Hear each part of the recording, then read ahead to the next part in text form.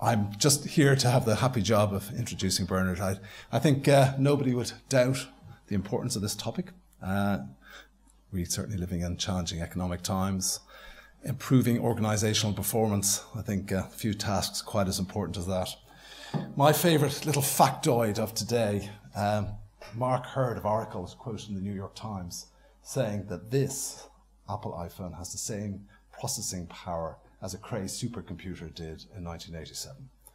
Now, I think that makes the topic of what we're going to be talking about today very, very relevant. Data coming at us from all angles. Analytics is the new buzzword out there in strategy at the moment. And we're very lucky to have Professor Bernard Marr here to try and help us make sense of it all.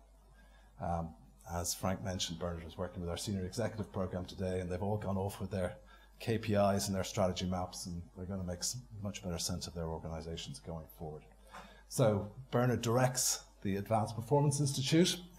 He is a doctoral graduate of Cranfield and works with a glittering array of different companies and organizations across these islands and across Europe. So without further ado, over to you. Thank you very much. Good evening, everyone. The case I'm trying to make tonight is to convince you that better decision-making means better fact-based decision-making, where we use data to really inform our decision-making, where we use analytics to gain real evidence to help us in our decision-making, and that this is something we are generally not very good at in most companies.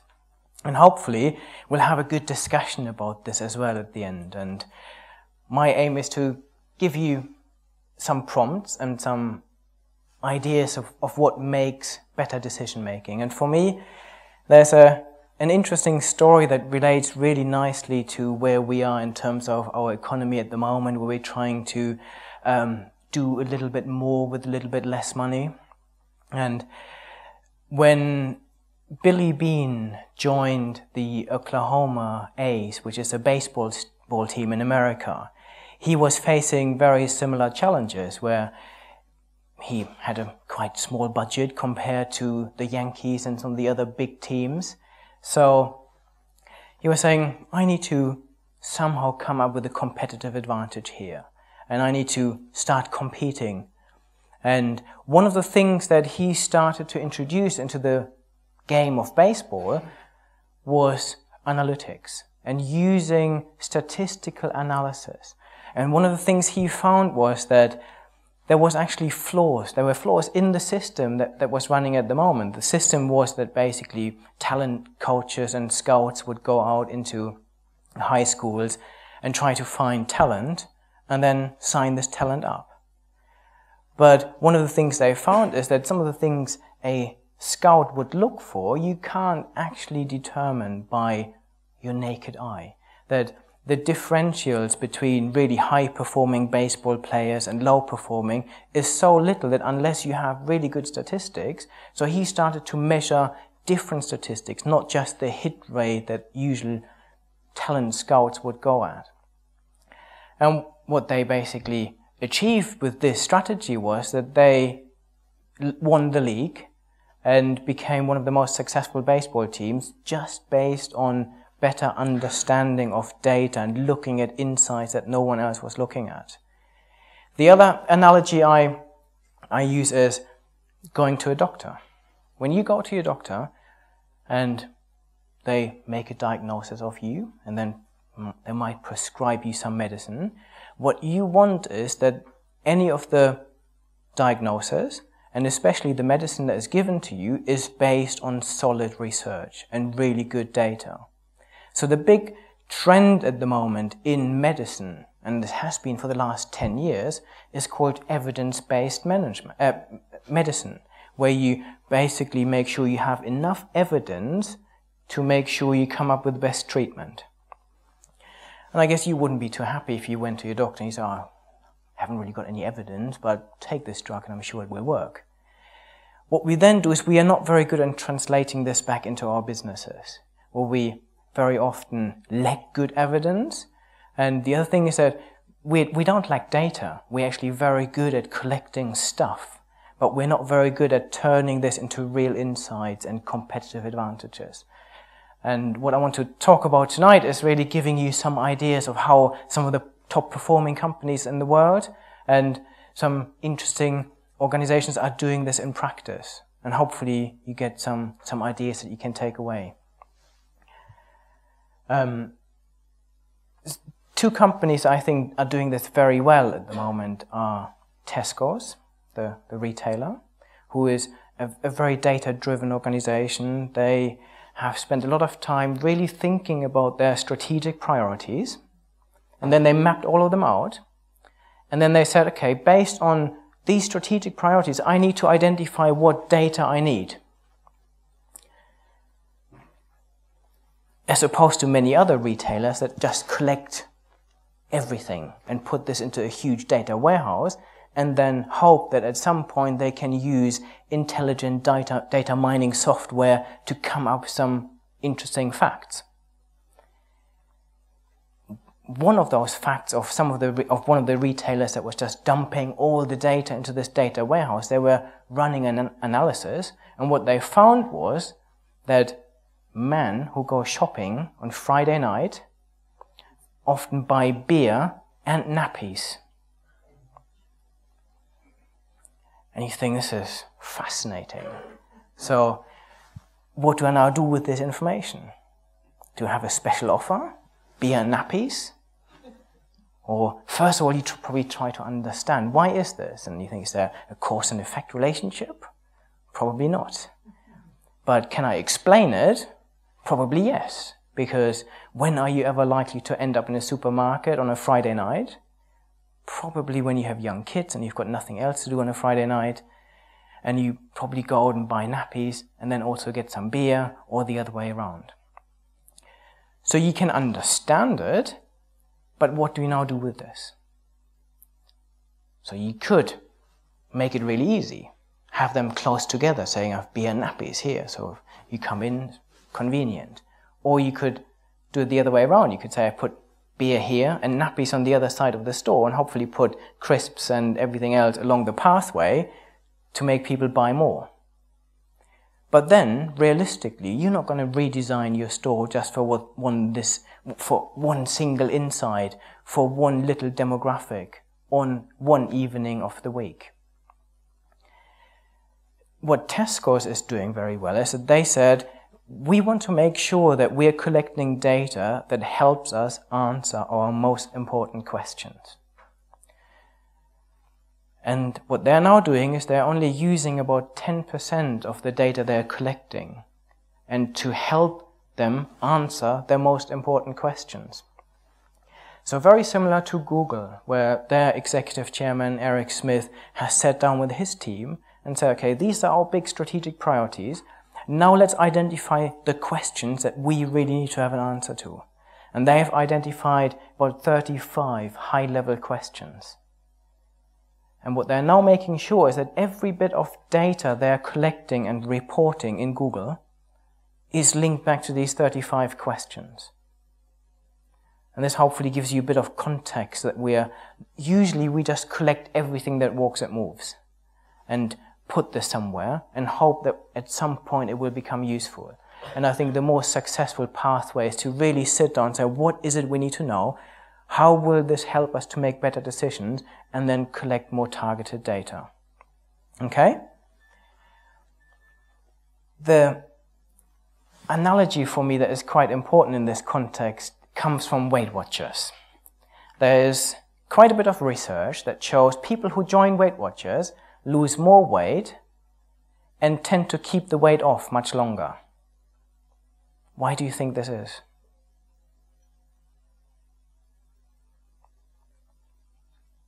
What do they do? Make a commitment. Yes, so they make a commitment. Monitor. They monitor. Yes. So what Weight Watchers is good at is putting a process around you trying to lose weight. And it's interesting when you walk into I was teaching today on the senior executive program, and we discussed this. If you walk into an executive boardroom and you say, okay, how many of you are their ideal weight at the moment? A few. How many would like to be their ideal weight? Get quite a few arms up. So why are you not your ideal weight? And if you compare this, so we all have this intention of being fitter, slimmer, but we're not very good at actually doing it. And there's a process that is not in place, that Weight Watchers does, that is very often not in place in companies either, where we have a strategy, but we're not quite good at executing it. And we're not quite collecting the good data that helps us to make the key decisions. So in Weight Watchers, first of all you sign up, and then they take a baseline. Some recent research I read is that lots of us never use our bathroom scale. So we all have it, but the only time we ever use it is when we want to weigh our pets or just before we go on holiday to make sure our luggage is not too heavy. So first we need to create a baseline saying this is where we are. And then we need to set ourselves a pathway and a goal, saying this is where I would like to get to. So based on my current lifestyle, I would like to lose so many pounds. Then, what you then do is you collect data and monitor this. And from my own experience, a few years ago, and unfortunately again today after a few nice holidays, I think I need to again get fit again. And I was saying, so I set myself this target, so I need to be fitter. But it wasn't really happening. So I thought, why not? Because I didn't really have some of the key facts. Some of my friends were asking me, how many calories do you eat a day? How many miles do you run? How many calories do you burn? And I had to say I had absolutely no idea. So I said, okay, let's follow the same logic. First of all, I need to set myself a target. And a good target is probably starting with your body mass index because it gives you a good baseline, a good solid target saying this is where healthy should be, so where it puts your weight in relation to your height. So I had a target, now I needed some data to tell me, am I getting to where I want to be? And I travel a lot, so sometimes it's very hard to understand how many calories you eat and how many calories you burn. And I like gadgets, so I now use my iPhone, and I use my phone to not only track my runs, because there's an iPhone app called the Nike Plus that talks to a little chip in your trainer. So when I go for a run, the trainer will measure where I've been, how many miles I've run, how many calories I've burned. So now I had a bit of data that I could base my decisions on. But I still needed to have an idea of how much was I eating. And again, I found another iPhone app that now allows you to track your calorie count. So whenever you go to a restaurant, it would then estimate the calorie content of certain foods, and lots of restaurants that are more popular, their content is already in there. And this is interesting because I was flying into New York and had a really long day, was tired, and I thought at this time I was trying to be really good, so not eating necessarily more than 1,500 calories a day. So I was walking into McDonald's and used my little app saying, okay, Big Mac meal, 1,800 calories, probably not a good choice. And I did the same, Starbucks. In the afternoon I thought I need a little sugar injection and some caffeine. And again, a latte and a glazed donut was almost 1,000 calories. So suddenly I had real evidence.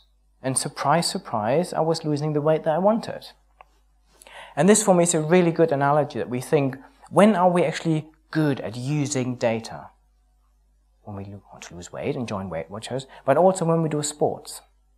So if you play golf, you become obsessed with your scorecards. And if we like running, we measure our lap time. So each time I switch on my iPhone, it tells me, do you want to challenge yourself on your average lap times and so on. So why is it that we're not very good at this when we come into companies then? That we forget some of the logic. And there's a number of things that I think are really relevant. One is that we don't create the process of collecting meaningful data, and that we don't necessarily put the culture in place where people are encouraged to collect and test data. and use the data to analyze. So when we do sports, we are actually in charge of it. We are the ones that are collecting the data and using it to help us.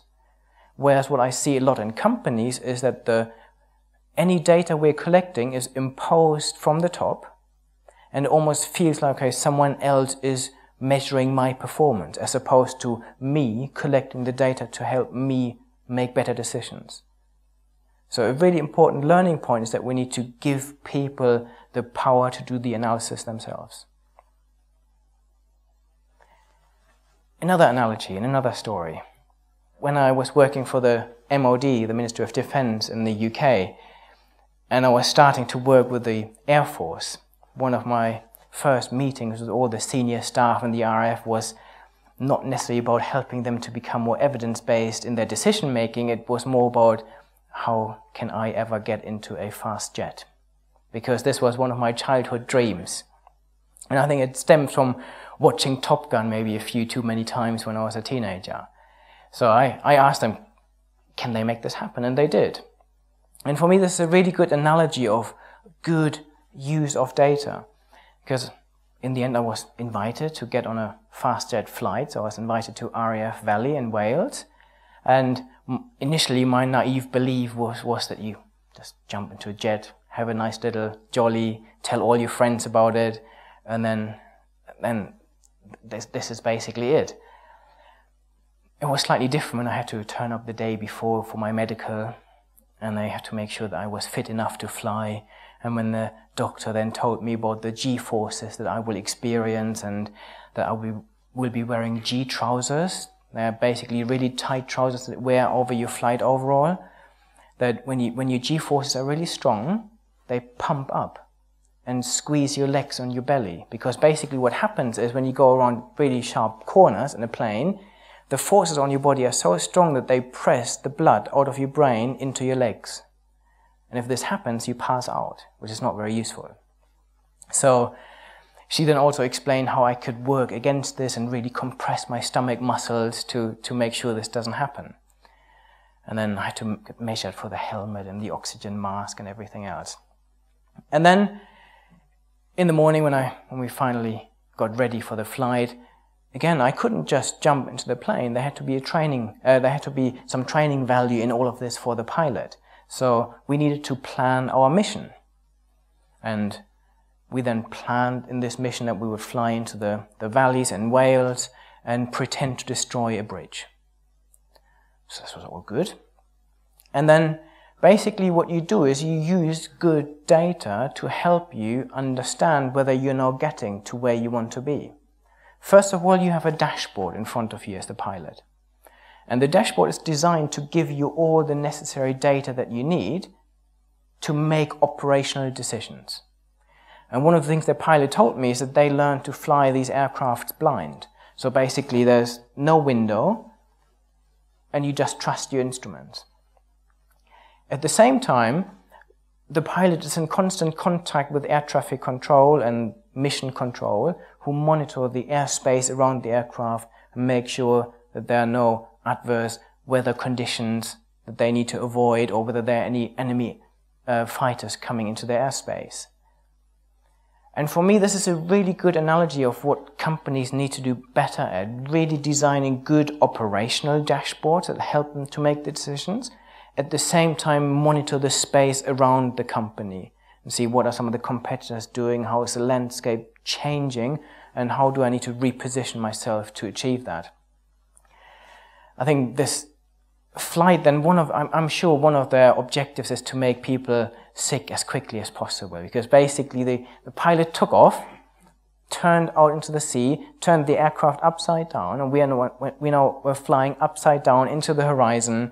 I was looking into the sea, flying at a crazy speed into the horizon, and we then completed our mission. And at the end, I was so exhausted. It made me realize that human beings are the complete weakest link in all of this. And at this time, I was really fit. So we landed back at the base, and the only thing I wanted to do is go to bed. I was completely exhausted. And they said, you can't do this yet, because there's another really important step we need to complete, which is this after-action review. But we need to sit down and say, how did this go? And more importantly, what can we learn from this in the future?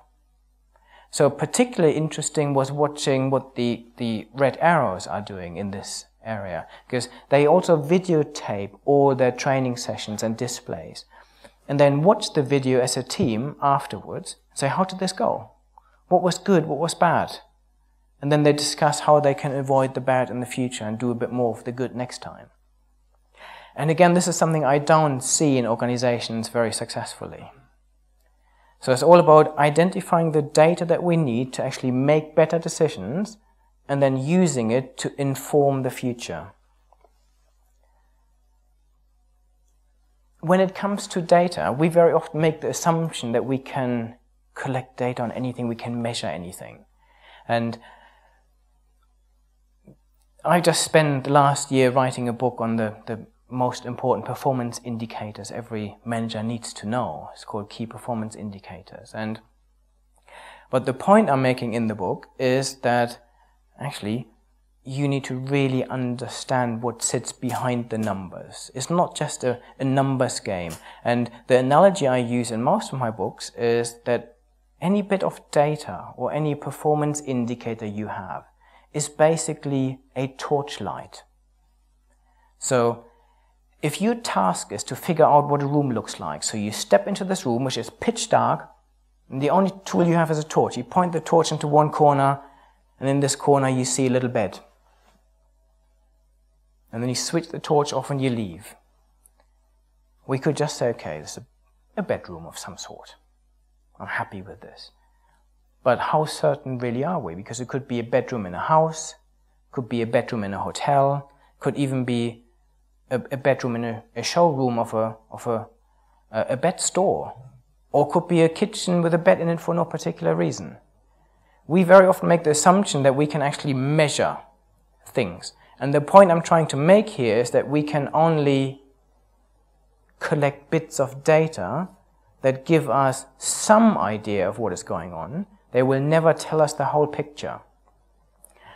And one of the tools that I think I would like you to take away is this concept of designing a question before collecting any data. This is what Google is doing really well, and Tesco's is now doing very well, where you sit down and say, okay, what are my unanswered questions? And then you collect data that will help you answer your question, as opposed to collecting lots of data and then hoping for the best. And the idea actually started when I was with Robert in Cranfield doing my PhD training, and one of the first things you learn is, how do you do good research? And good research starts with a research question. And then you make sure you design your data that you're collecting to help you answer your question. And you don't. When I was supervising my own PhD student, I remember he came along and said, I've got this big database here, and hopefully this will give me a PhD. And then you think, no, probably not, because once you've designed a question, what will probably happen is that you will realize that the data you have is not quite the data you would really like to collect to help you answer the question. Therefore, you end up using proxies that are not as good. Does this make sense? So designing a question will lead to better data and will put data into context. When it comes to collecting data to help you make better decisions, there are three key things we have to be better at. One is we need to get the balance right between simply counting things and measuring and collecting information on the things that actually matter. There's a really old quote 2,000 years ago by a philosopher saying that without numbers we know nothing and understand nothing. This is true. But on the other hand, there was a quote by Albert Einstein saying that not everything that counts can be counted, and not everything that can be counted counts.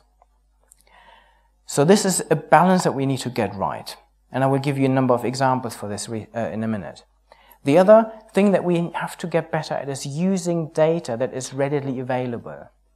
There's tons of data out there, and lots of organizations are not tapping into this as well as they could. And thirdly, we need to start automating some of the data collection and leveraging some of the data we already have.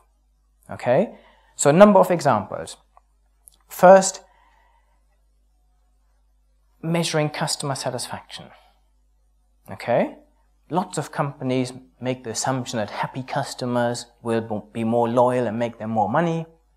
So they want to measure how happy are my customers. What they were doing in the past is they were creating a customer satisfaction survey. Right? The problem with the customer satisfaction survey is that the response rates are really low. And when we did this work for Enterprise Rent-A-Car, the largest car rental company in the world, one of the things they found was there were a number of questions on their customer satisfaction survey that actually made a real difference. And one of the things they found is if you are likely to recommend them, that this was a strong predictor of loyalty and future performance. So what they've done is they moved from a 20-question satisfaction survey to a 12-question survey, and now to a single question, where they are asking and measuring what is called the Net Promoter Score, which is basically a single question saying, how likely would you be to recommend this company to a friend? And on a scale from 1 to 10, you then measure this. And not only this, you will have an analysis routine behind this, saying this is good performance, this is bad performance, this is where other organizations sit. So it's not like, oh, our customer satisfaction has dropped from 80 to 75. But what does this mean? So here you have a rich routine and some benchmarking information that you can leverage to make better decisions. The other thing they realized is that having just this number wasn't enough. And they wanted to tap into the rich data of what people actually felt. So they're now supplementing the single Net Promoter Score question with two other questions. One saying, what do you really like about us? And another one, what didn't you like so much and what could we do better? And for the first time, they're getting all the information they need. And this is something lots of companies get wrong at the moment. We're still relying on these big surveys without really tapping into what we're actually interested in and what will drive our performance. You can then take this a step further and say, okay, in measuring the Net Promoter Score is one good starting point, but one of the things BMW is now doing is they're also using social media and tapping into this, because one of the things they realize is they can send out a survey, but it still takes quite a long time for people to answer it. The response rate is very low. Whereas if you like performance cars and you've just picked up your BMW M3 in the morning, you're very likely to talk to all your friends on Facebook and Twitter and LinkedIn and everything else about your experience and what you think about it. And what they're now doing is they're tapping into this data that is already out there. So one point I would really like you to take away is start looking at social media, because this is growing. There's lots of organizations out there still believe their customers are not on Facebook. 750 million people on Facebook. The average age of a Twitter user is between 35 and 45. So we very often make the wrong assumptions about who is on there and what they're doing. The beauty with social networking is that you have access to all of this data. For example, there's a site out there called Social Mention. So BMW sets this up and you can use this for free, for your own company, for your personal use. And this allows them to get an idea of what people are saying on Facebook and Twitter and LinkedIn about their brand. And they can set this up for specific brands or for their overall brand. And they will and Social Mention will create the analysis for you. They will have the text-based analytics that look at all the tweets, all the Facebook updates people make, and then will give you an analysis saying, actually people are saying positive things or negative things, and they can alert you to negative things as soon as they happen. And this is something we need to start tapping into much better, because it's all out there, free. In the same way that hotels now use data from websites like TripAdvisor in their own analysis, because it's out there. Someone else is doing the reviewing for you. It almost means you don't have to do your own surveys anymore.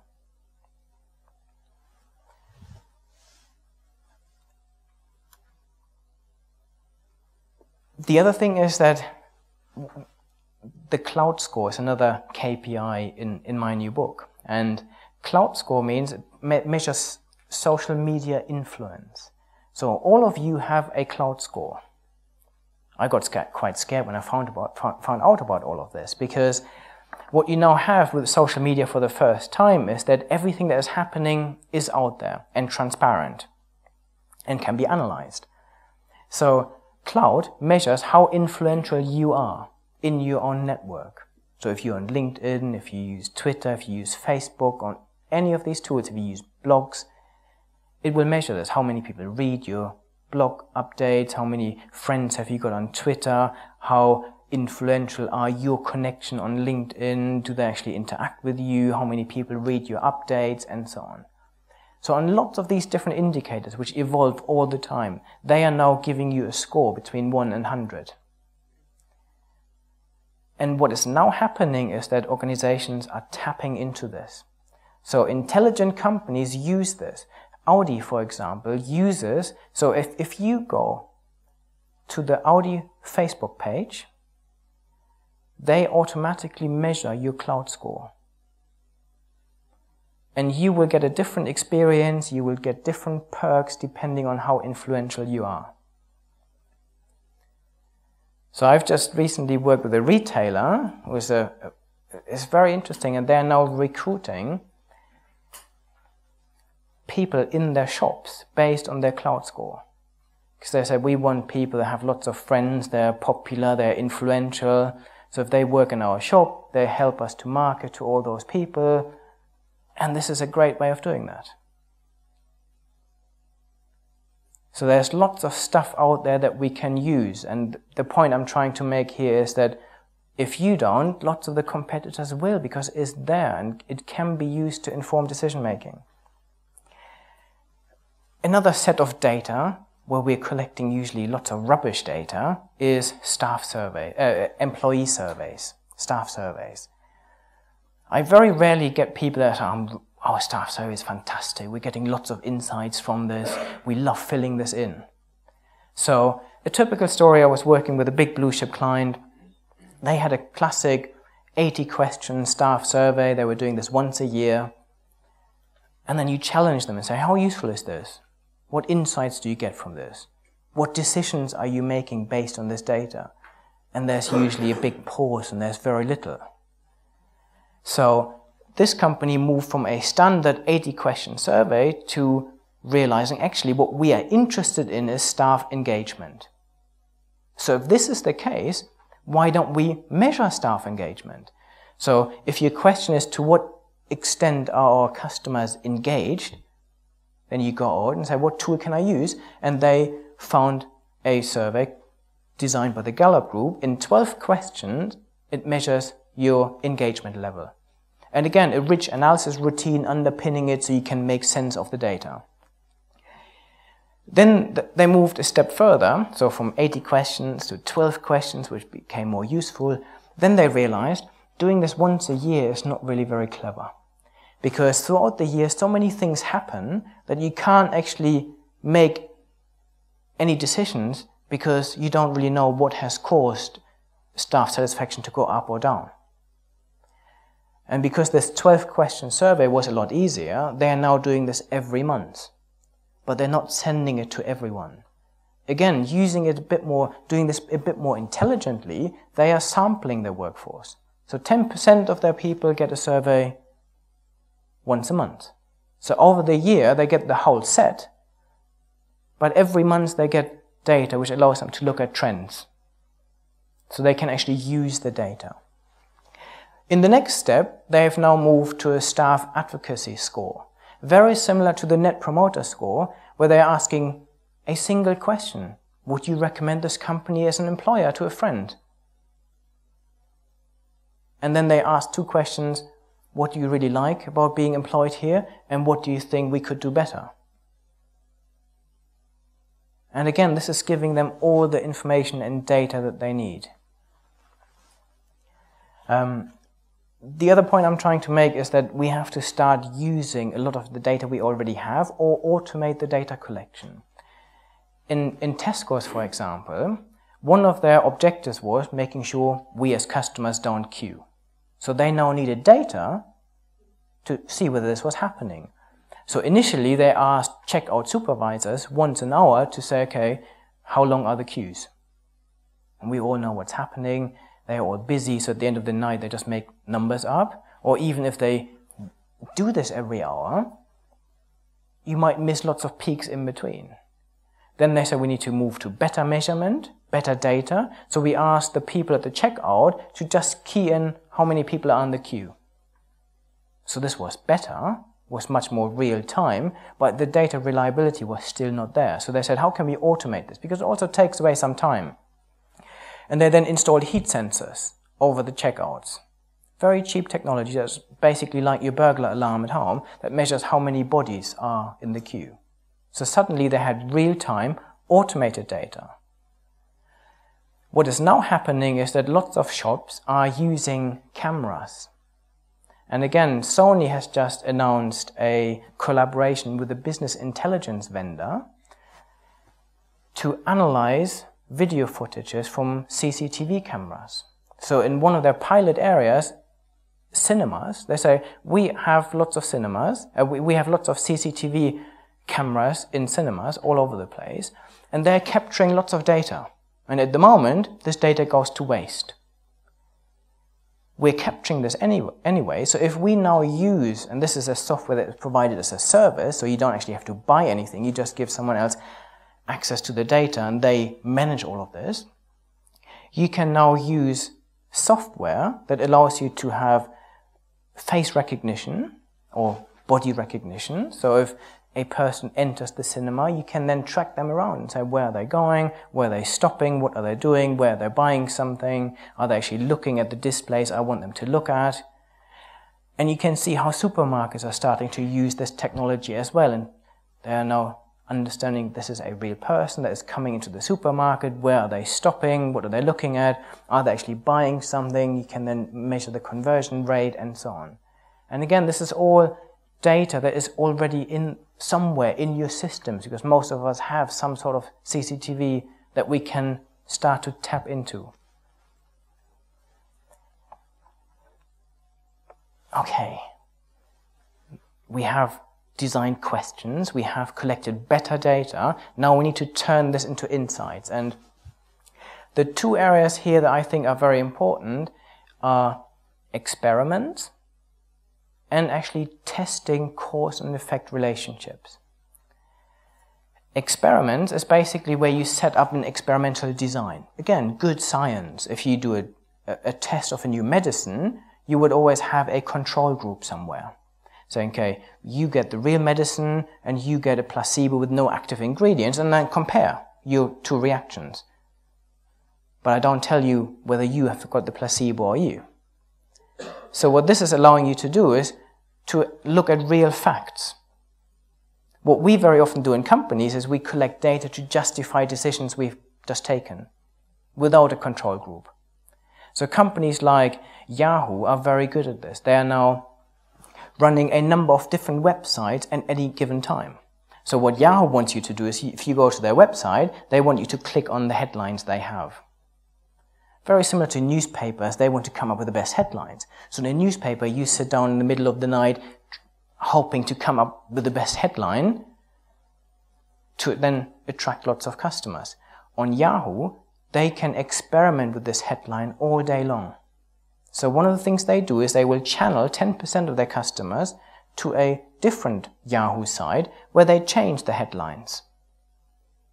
And if they then see, in comparison to their real homepage, that now more people start to click on this because we've changed the headline, then they have real evidence. And they switch this over and make this their real website. In the same way, test scores is now using their club card data to, if a new supplier comes along, they say, okay, we will try this new product. but we'll try it in a number of stores and then see whether people are buying it. But not only whether they are buying the new product, because this is what most supermarkets can do on this level, but they're looking at which products they are replacing with this new product. And they can then make decisions on profit margins, of supply chain integration, and so on, comparatively. So this is something we need to do a lot better. The other thing Tesco's is very good at is using this data to understand cause and effect relationships. So in HSBC, for example, they found out that they had an assumption that happy customers are loyal customers and loyal customers make money. When they actually looked at the data, they found out that this wasn't the case. That lots of people are very happy, very loyal, but were not making them any money. And that only 20% of their customers are actually generating 80% of the profits. So if this is the case, you have to really rethink your strategy, which they did. And they created a premier service saying, okay, if you fall into the bracket of generating profits, if you have a deposit of a certain amount, if you have a mortgage of a certain amount, then you get the gold standard service. If you don't, and you don't make us any money, you get a very good service, but not the gold standard, because this is costing us lots of money as well. So in the same way, Tesco's is now able to understand that a certain percentage increase in certain elements of staff satisfaction, how this translates to better operational performance and better financial performance. And they can now do predictive modeling that if they invest in a staff development program and they tweak certain elements of staff satisfaction by X%, that this actually translates into an increase in profitability by square foot in their shops. And again, this is when this kind of analysis is becoming powerful and really interesting. Two more things I want to talk about. That once we have the insights, we are very bad at turning these insights into reports that are insightful. And I think we can learn something from newspapers, because what newspapers do very well is they take a lot of data, they interpret this, and then they package it in a way that we can easily understand. What do? They give us a headline, they give us a picture, and they give us a short narrative that puts the data into context. And then they will point us to page 8, where we get maybe an in-depth interview, maybe a table, and a graph. What we tend to do in our companies is we produce pages 8 in Excel and send them round, saying, you find the message, you interpret it yourself, good luck. So what we need to do a lot better is understanding how can we translate the data we have into messages we communicate. And this is where we have to get the balance right between numbers and narratives and pictures. So I would highly encourage you to use narratives and descriptions when you communicate any data to anyone. And the final point is that we are very bad at actually discussing data and making decisions based on this. And the analogy I use here is schools. So if you say, why do we have schools? You would say to educate our kids, right? How do we then measure whether this education has taken place? We do a test. What sort of behaviors does this drive in kids?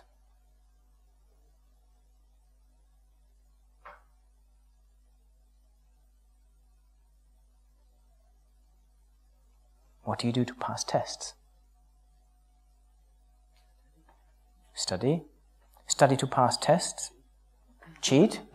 Very good. Cram. Absolutely. So the behaviors it triggers is, what's the minimum effort I can get away with to pass this exam?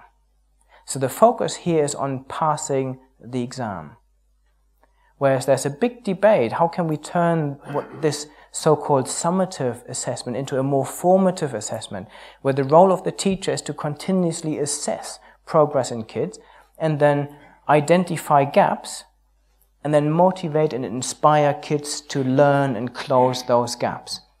So, whereas testing focuses on a tick in the box, backwards looking. The formative assessment is all about a focus on actual learning and doing something better in the future. When I see what organizations are doing when they're reviewing performance, discussing performance in their companies, I see a lot of this tick boxing. We just look at numbers and say, do we hit this target, yes or no? And what we need to do much better is having this discussion. So going back to the analogy, the aircraft analogy that I gave you earlier, almost this after-action review where you sit down and say, actually, what are we learning from this and what will we do differently next time? So instead of calling it a performance review meeting, call it a performance improvement meeting. So you change the emphasis from the past in the future. And then you use business analysts almost like an expert witness that comes into a courtroom saying, this is what I found, this is my analysis. You can then cross-examine this person and then make a decision. So we've just introduced almost this jury system in lots of organizations where they're now using this, where the board really focuses on looking at data, understanding it, and then making a decision based on this data. So the emphasis here is on changing the future as opposed to reviewing the past. So what I've basically given you today is a framework to work with, to become a more intelligent company, a more focused company that really drives decision-making based on better evidence, which starts with agreeing your strategic objectives, where you say, why are we here, and what is it we need to know, where you articulate your questions. Then, we need to come up with better data, looking at things like the Net Promoter Score, the Staff Advocacy Score, where we make it easier and better to collect the things we're actually interested in. Where we automate where we can and we tap into data that's already out there. We then need to turn this data into insights. We need to analyze it, especially using cause and effect modeling and statistical analysis to really understand what the data is telling us, and experiments where we set up real decision-making ideas and say, okay, let's create a control group. It's very easily done. We just have to start thinking about it.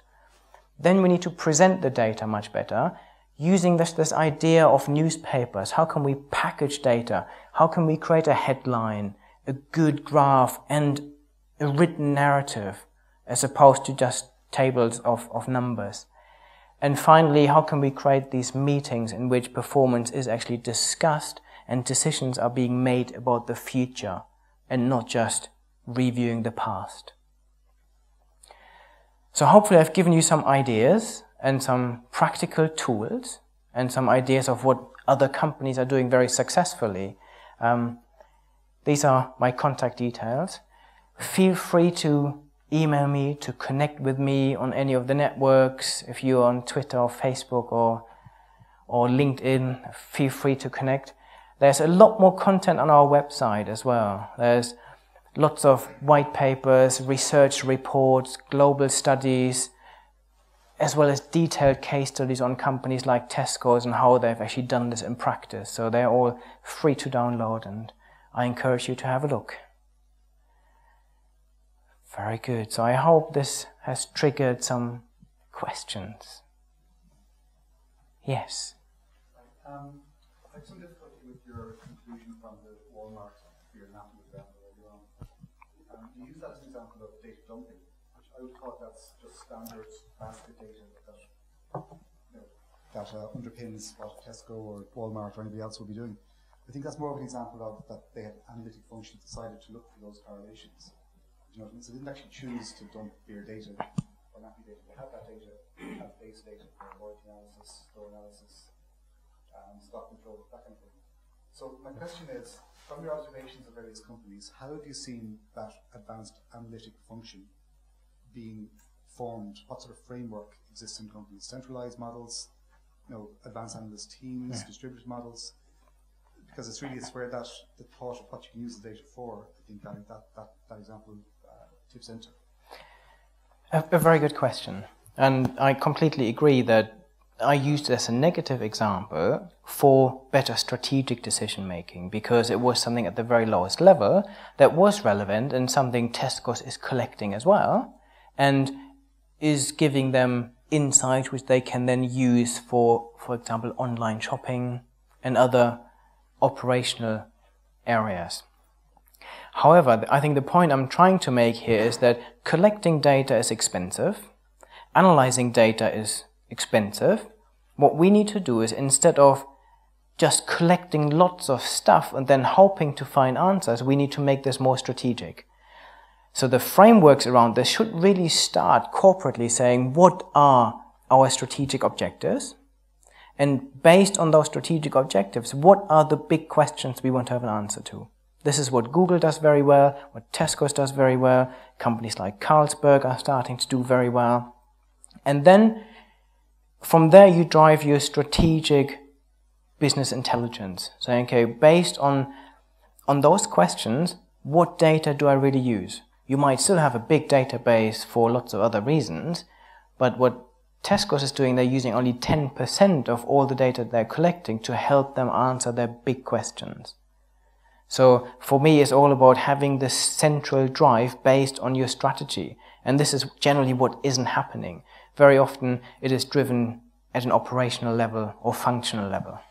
Yeah, but I suppose the follow-on, or the question I was trying to tick into there, was somebody's going to ask those questions. So how do you see analyst functions being formed within companies? Are they formed as large central functions with advanced analyst teams of quants and whatevers? Or do you see it as being a distributed function? Like, once you have the data, the real question is who's going to ask the questions? And do you have the expertise, and how do you build up a sustainable and sort of self-sustaining group of analysts to ask those questions? I'm thinking of sort of the Tom Davenport type models as distributed or centralized versions. I think you need both. You need a centralized team that almost sits in the strategy function of the organization to provide some strategic analytics. This is what Tesco's has done, where they brought in an external company to provide this expertise, which they then later actually decided to buy and bring in-house. And you need, in all the business function, a distributed model as well, I think, where you have analysts that help business units and functions to analyze their data and provide support. But in an ideal world, you will give everyone access to data, supported by analysts who can guide them. But I think it's really important that nowadays we have tools like iPads, which you can link straight to your business intelligence software, where people can start analyzing the data themselves. And I think this is really important that I use the term democratizing analytics, where we actually give everyone the ability to do their own analytics, almost like we would do when we try to lose weight and do our sports, that we drive the analytics. But I think you need a central function as well as the distributed function.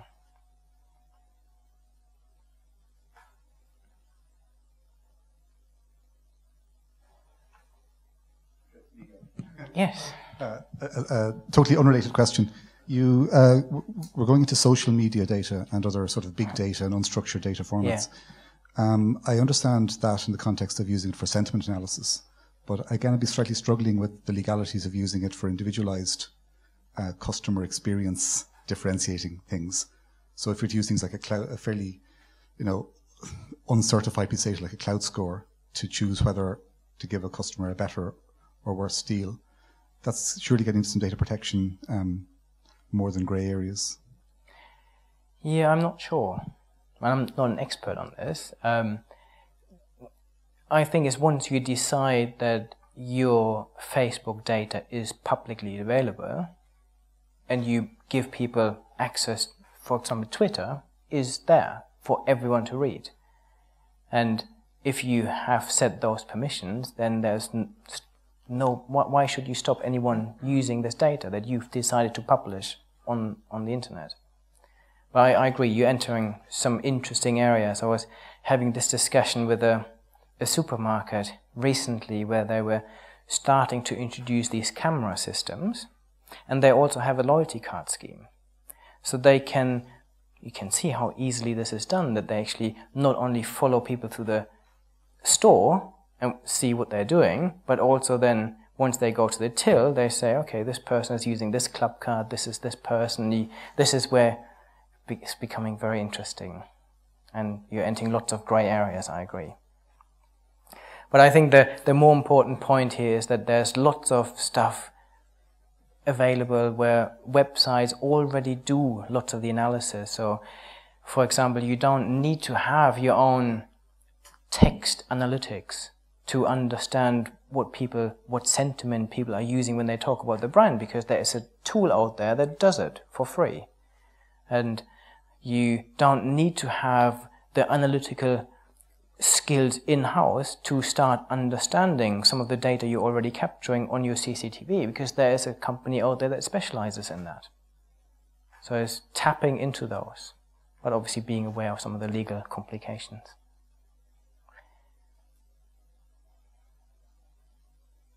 Shall we just call that? No, hang on a second.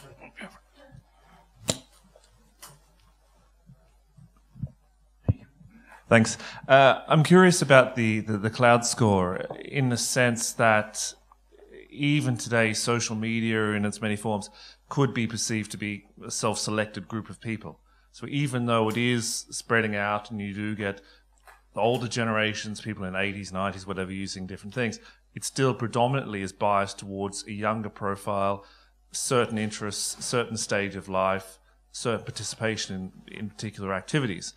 So if you link that to the quote you used from Einstein about you can count certain things, but certain things don't count, isn't there a danger that just because someone says something about Audi on Facebook, Audi are going to make assumptions when actually that's only a very small segment of the overall market?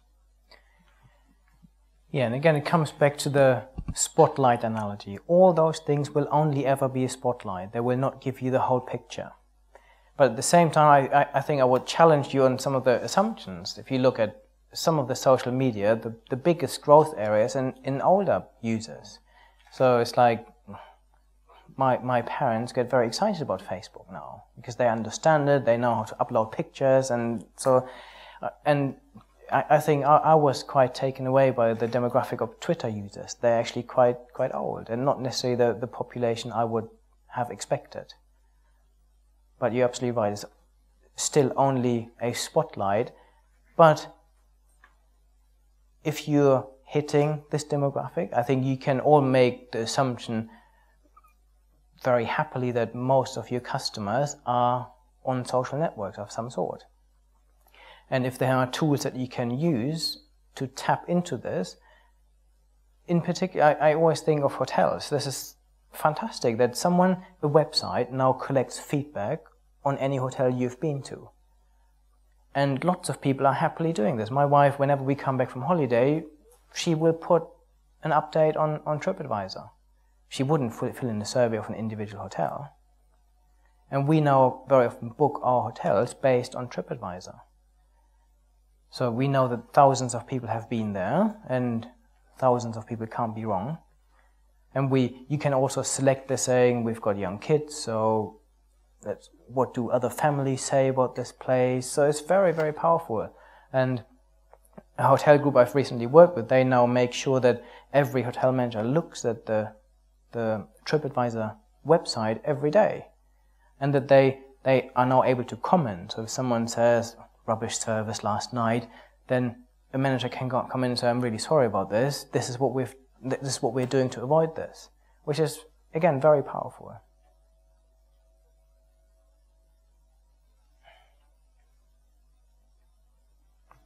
Okay, if that's no one else's question, thank Bernard for coming this evening and very interesting talk. He's going to hang around for a few minutes outside if you have any questions you want to ask him, but don't want to do so in the group. So